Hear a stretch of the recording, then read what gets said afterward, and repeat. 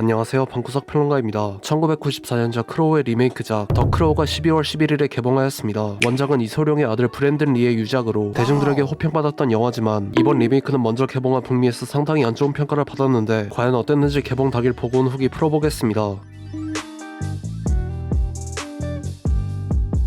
この番組はご覧のスポンサーの提供でお送りします。 You have no idea what hell awaits you. No, I do.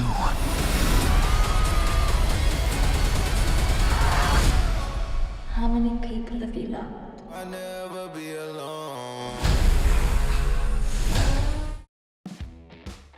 제임스 오바르 작가의 그래픽 노블을 원작으로 한 크로우는 스타일리시한 영상미와 분위기로 큰 호평을 받았고 이후 3개의 서평과 TV 드라마까지 제작되었습니다. 촬영장에서 총기 관리가 매우 허술했기 때문인지 총열에 실탄이 끼어있던 총에 공포탄을 장전해 촬영하던 중 공포탄의 가스압에 실탄이 발사되어 주연 배우 브랜든 리가 그 총에 맞아 안타깝게 세상을 떠났습니다. 아버지 이소룡의 유작 사망 요의가 러닝타임의 절반은 이소룡 사후 대역을 사용한 것과는 다르게 크로우는 촬영 막바지에 브랜든 리가 사망했기 때문에 일부 장면들만 스턴트 대역으로 촬영되었습니다. 브랜든 리의 대역을 맡은 스턴트맨은 이후 존윅 시리즈를 연출한 체드 스타일스키 감독이고 공교롭게도 존윅4의 메인 빌런을 연기한 빌 스카스가드가 이번 리메이크의 에릭 드레이븐을 연기했습니다. 크로우의 메이크업이 광대분장과 비슷해서인지 빌 스카스가드의 대표 배역 중 하나인 그것의 페니와이즈가 연상되기도 했습니다. 어린 시절의 트라우마 때문에 방황하며 재활원에서 지내고 있던 주인공 에릭 드레이븐은 경찰에게 을 소지하고 있던 것을 들켜 재활원에 보내진 셸리 웹스터와 만나 사랑에 빠지게 되고 어느 날 자신을 만나기 위해 재활원에 찾아온 사람들을 피해 셸리는 즉흥적으로 에릭과 함께 재활원을 탈출합니다. 셸리는 자신과 함께한다면 위험해질 것이라고 경고하지만 에릭은 그녀와 죽을 때까지 함께하겠다는 영원한 사랑을 약속하고 둘은 마치 보니 앤 클라이드처럼 위험한 사랑을 시작합니다.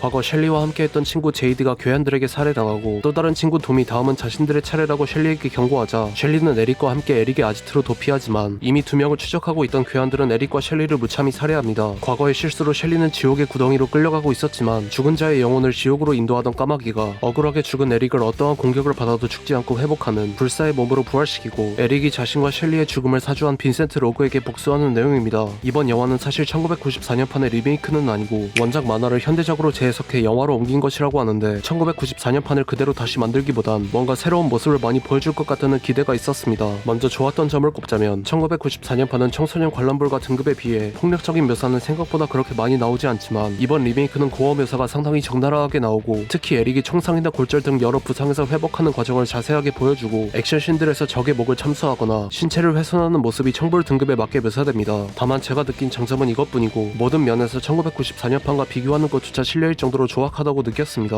우선 스토리가 전개되는 방식부터 문제가 많은데 1994년판은 에릭과 셸리가 이미 사망한 시점에서 시작하고 설명이 필요한 부분은 에릭이 까마귀의 힘으로 부활한 이후 내용을 이해하는데 꼭 필요한 부분들만 과거의 상으로 간략하게 묘사되지만 이번 리메이크는 에릭과 셸비가 살해당하기 전까지 러닝타임의 절반 이상이 소요되고 분명히 셸비가 위험한 인물들에게 쫓기고 있다고 했지만 한가하게 펜트하우스 아파트에서 술과 을 하며 놀거나 문신을 하러 가는 등 전혀 위기 상황이라고 느껴지지 않고 애초에 두 인물이 사랑에 빠지게 되는 과정도 억지스러웠습니다. 에릭이 까마귀의 힘으로 부활했을 때 브랜든 리가 연기한 에릭 같은 다크 히어로의 카리스마는 전혀 없이 페니와이즈가 조커와 배트맨을 따라한다는 느낌이 들었고 앞에서 액션씬을 칭찬하긴 했지만 스토리가 빈약해서인지 딱히 카타르시스가 느껴지지 않았고 냉정하게 평가하면 데드풀과 존 윅을 어설프게 따라했다는 생각까지 들었습니다. 엑스맨 탄생 올버린에서 스트라이커 대령으로 출연한 배우 데니 휴스턴이 연기한 메인 빌런 빈센트 로그는 불멸의 삶을 위해 악마와 거래 후 무고한 영혼들을 조종해 지옥으로 보내는 능력을 가지게 되었다고 묘사되는데 원작 코믹스에도 이 캐릭터가 등장하는지는 모르겠지만 최근에 본 빌런들 중 가장 매력도 없고 퇴장도 허무했다고 느꼈습니다. 코믹스와 1994년판 영화가 로그막의 영향을 강하게 받아서 1994년판 영화의 사운드 트랙은 레이지 어게인스트 더 머신, 더 큐어 같은 그 시대의 유명 밴드들의 음악이 삽입되었지만 이번 리메이크는 영화의 분위기와 전혀 어울리지 않는 음악들이 나오고 특히 아일랜드의 가수 애니아의 노래가 나올 때 사운드 트랙 선곡이 정말 잘못되었다고 느꼈습니다. 더 크로우는 기획 단계에서 코믹스 시리즈에 맞춰 5부작으로 기획되었다고 하는데 첫 영화가 이런 퀄리티로 나왔기 때문에 아마 속편이 만들어지기 힘들 것으로 보이고 이런 식으로 만들 거면 제발 만들지 않았으면 합니다. 이번 리메이크를 보기 전에 1994년판을 다시 봤는데 특유의 어두운 분위기와 이소룡의 아들이라는 수식어에서 벗어나 에릭 드레이븐 그 자체가 된 브랜든 리의 연기가 정말 좋았기 때문에 리메이크보단 1994년판을 강력 추천드리고 싶습니다. 여러분들은 더 크로우를 어떻게 보셨는지 댓글 남겨주시면 감사하겠습니다. 이상 시청해주셔서 감사합니다.